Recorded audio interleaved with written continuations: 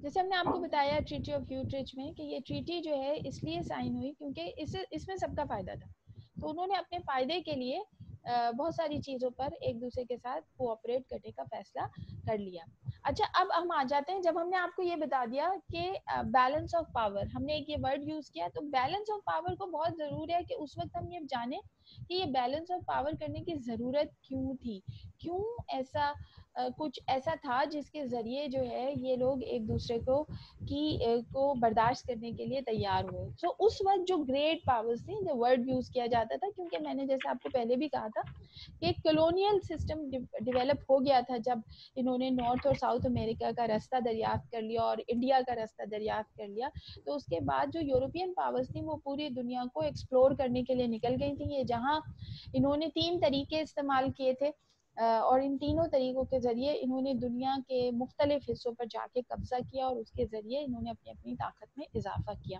وہ 3 طریقے جو تھے وہ ہم جب آپ کو کولونیلزم پڑھائیں گے تو ذرا تفصیل سے پڑھائیں گے. تو بس وہ سمپل آپ سمجھ لیجئے کہ وہ ایسا تھا کہ جو جگہ خالی ہے وہاں پہ جا کے انہوں نے سیٹلمنٹ کی, آبادی کی اور اس جگہ کو پر قبضہ کر لیا. جہاں پر لوگ موجود تھے وہاں پر انہوں نے ان سے جنگیں لڑی اور ان پر قبضہ کر لیا. جیسے ہندوستان تھا کہ وہاں پر آ کے لڑے, وہاں کے لوگوں کو جنگ میں ہرایا اور اس کے اوپر قبضہ کیا, اسے اپنے کالونی بنا لیا. اور کچھ علاقے ایسے تھے جہاں کا کلائمیٹک کنڈیشن ان کے لیے سوٹیبل ہی نہیں تھی, مطلب یہ وہاں گئے ضرور, وہاں پر کچھ لوکل آبادی ضرور موجود تھی مگر وہ بالکل جو تھے کلچرڈ نہیں تھے, ڈیولپ نہیں تھے, سویلائز نہیں تھے. تو انہوں نے وہاں پر اپنے کچھ لوگوں کو وہاں پہ جا کے آباد کیا اور وہاں پر ان کو ان کی حکومت دے کر ان سے سالانہ ریونیو یعنی ٹیکس لے لیتے تھے سالانہ طور پر, اور وہاں پہ انہوں نے اپنی حکومتیں قائم نہیں کی. تو اس طریقے سے کیا ہوا کہ انہوں نے جیسے جس جگہ پر سے فائدہ اٹھا سکتے تھے اس طریقے سے فائدہ اٹھایا. اور یورپین پاورز جو ہیں because of their sea development, because of their naval development, انہوں نے پوری دنیا کے اوپر اپنی حکومت کو قائم کر لیا. اور وہ آہستہ آہستہ ایک وقت ایسا آیا کہ دنیا کا کوئی علاقہ سوائے چائنا اور جاپان کے کوئی علاقہ ایسا نہیں رہا جس کے اوپر جو یورپین پاورز ہیں ان کا قبضہ نہیں رہ گیا.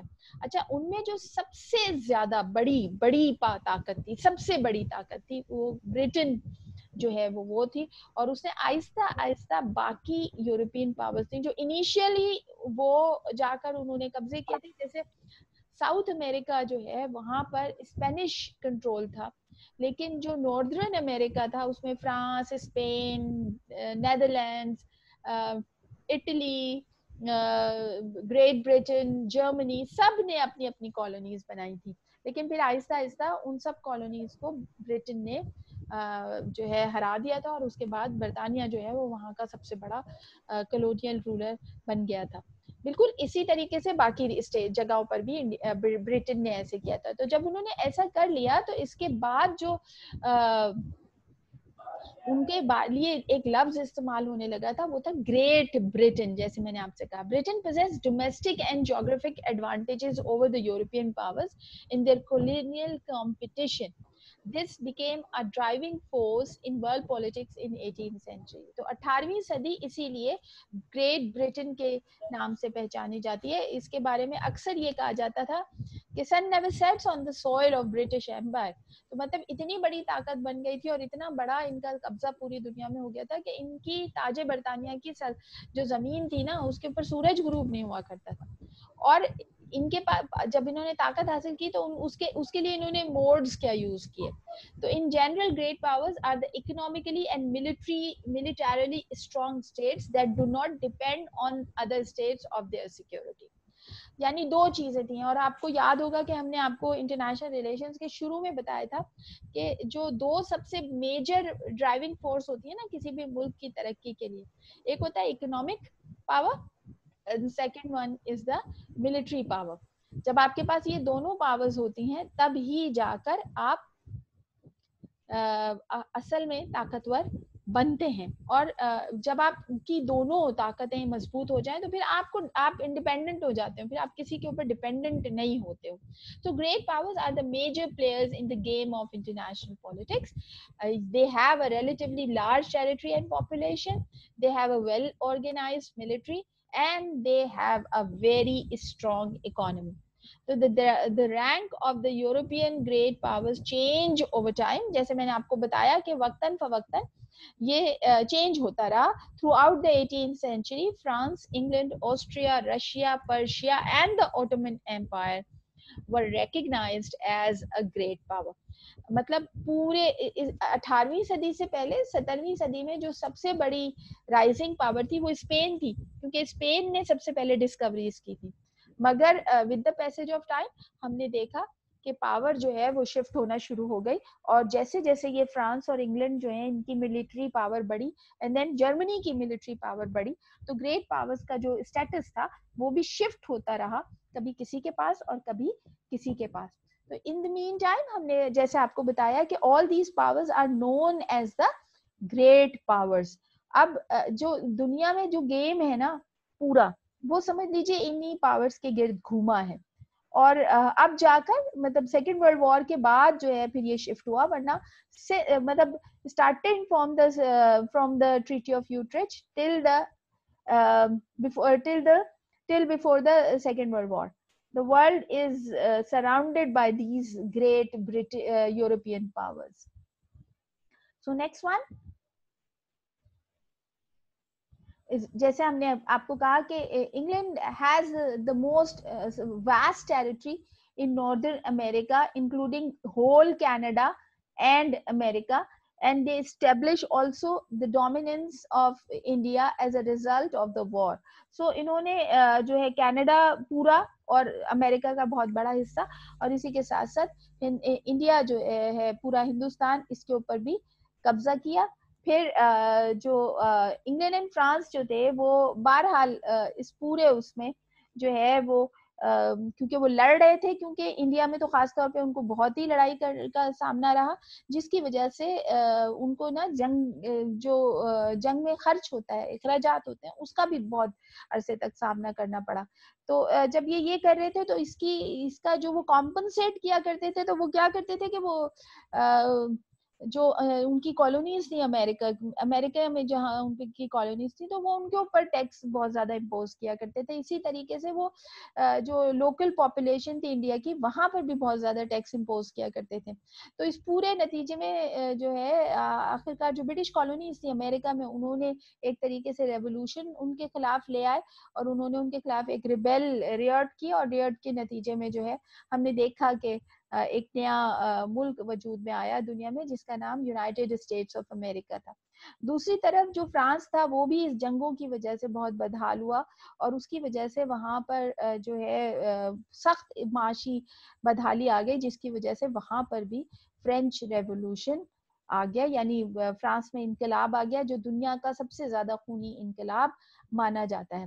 اس خونی انقلاب, جیسے میں نے یہاں پہ لکھا ہوا بھی ہے, یہ جو 1789 ہے, that is also a defining year in the world.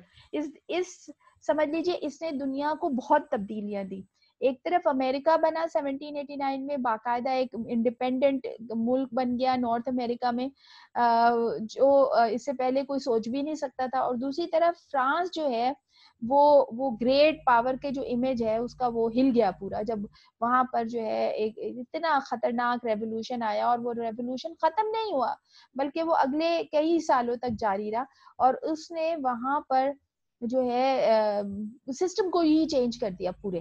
مطلب وہ جو ایک بادشاہی نظام تو موجود رہا, لیکن وہ جو ایک کانسیپٹ تھا ریلیجس سوورینٹی کا, وہ جو ایک کانسیپٹ تھا ڈائنیسٹیکل سوورینٹیز کا, اس کی جگہ کچھ نئے آئیڈیاز جو ہیں وہ ابھر کر سامنے آئے. جیسے topple the French monarchy and struck the terror in the crown heads of Europe, and the revolution, inspired in large part by philosophies of the Enlightenment, promoted two ideologies. One is nationalism and other one is the liberalism.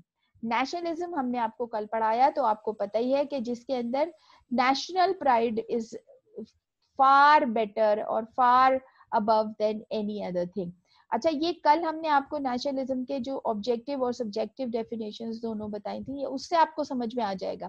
آپ اس میں gathering کے لیے objective definition کو دماغ میں رکھیں, اور اس کے ذریعے جب موومنٹ چل رہی ہے تو پھر آپ سبجیکٹیو ڈیفینیشن رکھیے کہ if you are connected emotionally with the nation, it means you are pursuing the nationalism, and you are achieving some thing from that ideology by the movement, it means you are achieving anything by the pride of a nation. So जब ये concept सामने आए तो इसने European society के अंदर बहुत बड़े बड़े बड़े चेंजेस को प्रमोट करना शुरू किया. दूसरी तरफ लिबरलिज्म, अच्छा ये वो लिबरलिज्म है जो initially it called the Rousseau's general will. Rousseau was the first person who claimed that people should be free from the tyrannical control or from the monarch control, and they have to surrender their own personal um, will in front of the group of their own people, not by in front of one person, so which is later on called a democracy in the world. So ये बहुत बड़ी चीजें थी जो French revolution ने दुनिया को दी. यहाँ पर हमने आपको नेशनलिज्म और लिबरलिज्म को बिल्कुल ब्रीफ करके हम समझाएंगे क्योंकि हमने पहले आपको ये पढ़ा दिया.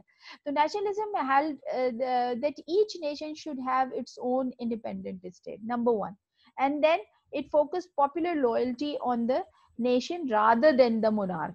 तो देखिए ये दोनों चीजें भी एक बिल्कुल चेंज ला रही हैं यूरोप के अंदर जो इससे पहले वहां पर मौजूद नहीं है. Then liberalism argued that the power of the government should be vested in citizens, not the monarch, and government should allow an individual more freedom and responsibility over their own thoughts and actions. अगर आप इन दोनों ही ideologies को देखें तो ये empower कर रही हैं अवाम को in front of the royal families, in front of the dynastical governments, and in front of the religious elites. तो फ्रेंच रेवोल्यूशन इसलिए बहुत ही डिफाइनिंग रेवोल्यूशन माना जाता है. बहरहाल वो एक दुनिया में इसलिए भी बहुत मशहूर है कि वो दुनिया का सबसे ज्यादा खूनी इनकलाब है. बहुत लोगों को मारा गया उसके अंदर और एक खून की नदियां बह गई फ्रांस में. लेकिन उसी के साथ साथ हम ये देखते हैं कि एक बहुत बड़ा चेंज भी आना शुरू. मैंने आपको शुरू में कहा था कि चेंज के लिए आपको बिग बैंग चाहिए होता है, बड़ा धमाका चाहिए होता है, और वो धमाका फ्रेंच रेवोल्यूशन की सूरत में हुआ और उसके बाद लोग जो हैं एक नए किस्म की आइडियोलॉजीज की तरफ बढ़ना शुरू हुए. अच्छा, जहां ये आइडियोलॉजीज आई वहीं अगर हम दूसरी तरफ देखें तो एक नेपोलियन बोनापार्ट जो है उन्होंने आखिरकार 17 पूरा 10 साल का पीरियड है जिसमें फ्रांस जो है वो डीस्टेबल रहा. उसके बाद आखिरकार revolutionary turmoil जो है वो खत्म हुआ in France and allowed to Napoleon Bonaparte to seize power in 1799 and have himself crowned as an emperor of the French in 1804. तो 1790 he was a military commander number one. और उन्होंने जो है सबसे पहले जो था क्योंकि एक राइन ऑफ टेरर कायम हो गया था 10 साल के लिए और उसमें किसी भी सफेद पोश या साफ या जरा भी पैसे वाले इंसान की जिंदगी महफूज नहीं थी और उसमें लोगों को बिल्कुल गाजर मूली की तरह काटा गया. तो आखिरकार फिर वो जो फ्रेंच कमांडर थे, मिलिट्री कमांडर, उन्होंने फिर टेक ओवर किया और 1799 में उन्होंने उस मुल्क पर कब्जा कर लिया और फिर तकरीबन 5 साल के बाद अपने आप को बादशाह डिक्लेयर कर दिया. मतलब ये कि क्योंकि वो माइंडसेट अभी तक वही था कि बादशाहत होना जरूरी है, लिहाजा वो एक नेपोलियन जो था वो रेवोल्यूशनरी के तौर पर सामने आया, लेकिन बहरहाल उसने जो है दोबारा से बादशाहत कायम की और क्योंकि वो मिलिट्री कमांडर था तो उसने फ्रांस को एक मिलिट्री स्टेट के तौर पर दोबारा से रीऑर्गेनाइज किया और उसके जरिए उसने यूरोप में जो है एक नई किस्म की वेव शुरू की जिसमें उसने लिबरल इंस्टीट्यूशन की स्टेबलाइजेशन के लिए भी काम किया. बट दैट ऑल जो भी कुछ हो रहा था इसको अपोज किया ब्रिटेन ने और ब्रिटेन ने अपोज किया और उसके साथ ही उनके जो है बैटल हुई इन दोनों के दरमियान 1805 में और इस जंग को जो है ट्राफल्गर वॉर कहा जाता है. इसके अंदर जो है जैसे मैंने आपसे कहा कि ये जो जंगें थी ये जीत तो रहे थे मगर इस जंगों के जरिए जो है बहुत ज्यादा नुकसान हो रहा था, बहुत ज्यादा लोग मर रहे थे, मतलब लाखों की तादाद में सिपाही मर रहे थे. अच्छा, ये वो वक्त है जब डेवलपमेंट भी हो रही है, नए नए हथियार बन रहे हैं दुनिया में. तो वो जो एक जमाने में तलवारों और نیزوں سے جنگیں لڑی جا رہی تھیں وہ چینج ہو چکے ہیں, وہ اب توپوں سے اور بندوقوں سے لڑی جا رہی ہیں, تو لہٰذا کیجولٹی ریٹ جو ہے وہ بڑھتا چلا گیا, اور تقریباً 50 لاکھ کے قریب جو لوگ جو تھے وہ ان جنگوں میں مارے گئے, اور اس کا نتیجہ یہ ہوا کہ لوگوں نے جو یہ کیجولٹی ریٹ تھا یہ اتنا زیادہ بڑھ گیا تھا کہ وہ جنگوں سے تنگ آ گیا, اور اسی کے ساتھ ساتھ نیپولین کا ڈاؤن فال بھی شروع ہوا. اچھا, نیپولین کا جو تھا غلطی وہ بالکل وہی تھی جو غلطی بعد میں سیکنڈ ورلڈ وار میں ہٹلر نے کی, کہ جب آپ اپنی چاروں طرف لڑنا شروع کر دیں, اور جب آپ اپنے چاروں طرف لڑنا شروع کرتے ہیں تو آپ کسی بھی طرف جو ہے وہ سکون کا سانس نہیں لے سکتے. لہٰذا نیپولین نے بھی کچھ ایسا ہی کیا جس کی وجہ سے آخر کار جو ہے وہ جنگ جو ہے وہ روکنی پڑی, اور نیپولین جو ہے وہ واٹرلو کے مقام پر زار امپائر کے خلاف جنگ کرتے ہوئے مطلب وہ ہار گیا جنگ. اور اس کے ہارنے کی جو 3 بنیادی وجہ تھی وہ یہ تھی کہ ایک تو یہ کہ دنیا میں ایک کانٹیننٹل سسٹم شروع ہو گیا تھا, یہ سسٹم ہم آپ کو لیٹر آن پڑھائیں گے, لیکن یہ ایک سسٹم تھا جس کے تحت جو ہے پوری دنیا کو ایک آرگنائز سسٹم میں جوڑا گیا, اور اس کا جو کمانڈنگ پوزیشن تھی وہ برٹن کے پاس تھی. تو کیونکہ فرانس اس میں فٹ نہیں ہو رہا تھا, تو یہ بھی ایک بہت بڑی وجہ تھی جس کی وجہ سے نیپولین کو جو ہے وہ شکست کا سامنا کرنا پڑا. دوسری وجہ یہ تھا کہ جیسے میں نے آپ سے کہا کہ وہ پیننسولر وال ہے, وہ 3 اطراف سے جنگ ہی لڑ رہا تھا, اور اس کی جو سب سے بڑی غلطی تھی وہ یہ تھی کہ اس نے رشیا پہ انویژن کیا. روس ایک انتہائی ٹھنڈا برفیلا ملک ہے, اور اس کی وجہ سے جو ہے وہاں پر آپ موسم کے حساب سے جنگ لڑ سکتے ہیں, اور اگر وہ جنگ ذرا سی بھی اسٹیل میٹ کی طرف جاتی ہے, یعنی ایک لمبی جنگ کی طرف چلی جاتی ہے, تو اس میں جو بھی حملہ کرتا ہے اس کو جو ہے دوسری فوج کا سامنا نہیں کرنا پڑتا, بلکہ اس کو موسم کا سامنا کرنا پڑتا ہے, اور وہ موسم ٹھنڈا موسم ہی لوگوں کو مار دیتا ہے, کیونکہ -40 ڈگریز تک ٹیمپریچر چلا جاتا ہے جس میں زندہ رہنا تقریباً کسی کے لیے بھی ناممکن ہوتا ہے. تو یہ کچھ ایسی چیز تھی جس کی وجہ سے جو نیپولین جو تھا وہ بہرحال اسے شکست ہوئی, اور ہم نے دیکھا کہ کانٹیننٹل سسٹم جو ہے وہ رائز ہونا شروع ہوا. ہم اس کو یہاں پر روکیں گے, اور جو اس کا جو فردر اگلا پورشن ہے, کیونکہ یہ کافی طویل چیپٹر ہے, تو ہم اسے آپ کو نیکسٹ کلاس کے اندر اس کو ڈسکس کریں گے. آئی ہوپ آپ کو سمجھ میں آیا ہو, آئی ہوپ یہ آپ کو کلیئر ہوا ہو. یہاں تک میں جو چیز آپ کو سمجھ نہیں آئے گی وہ پھر ہم کوسچن آنسر سیشن میں آپ کو کلیئر کر دیں گے انشاءاللہ.